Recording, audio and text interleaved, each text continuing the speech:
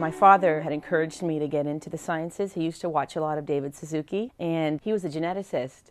And so they were saying at the time, and we're talking like early 90s, that genetic engineering is the next big thing. And so he said, you should be a genetic engineer. And I said, okay.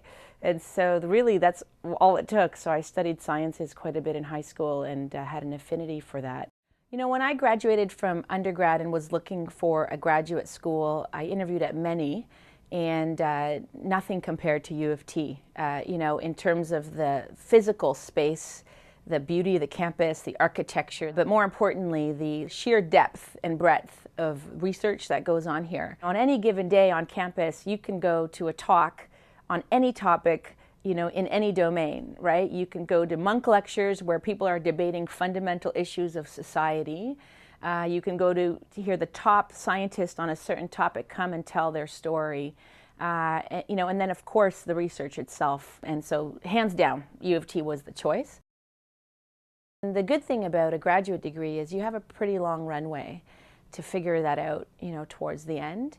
So you don't need to know on day one. And it would actually be a bit of a shame if you did know, because you might box yourself in. So I didn't know or have any point of view other than perhaps being an academic.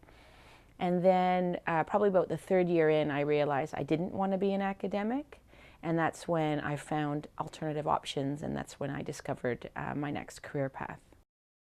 The skill set really is just taking a complex, hairy question, decomposing it, and trying to figure out some recommendations on how to address the problem. And that's not that different from science. You're like a doctor, but for business. So you're solving really, really tough, complex problems, but you're solving them in a business context. And the reason they hire scientists into that profession, typically they would hire MBAs because they're management-trained individuals, but scientists they found, engineers, lawyers, doctors who want to leave their profession, can solve very complex problems in their own domain using a very analytical, hypothesis-driven approach. So all they're saying is take the same skill set and apply it to a very complex business or organizational problem.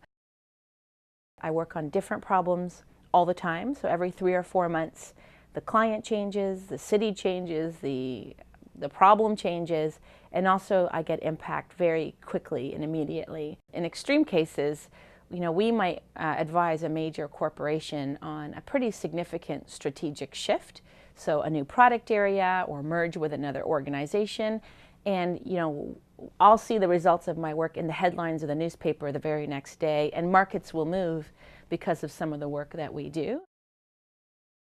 Think about what you gravitate to. What do you tend to notice? What do you tend to read? Who do you tend to listen to and want to be around, and why?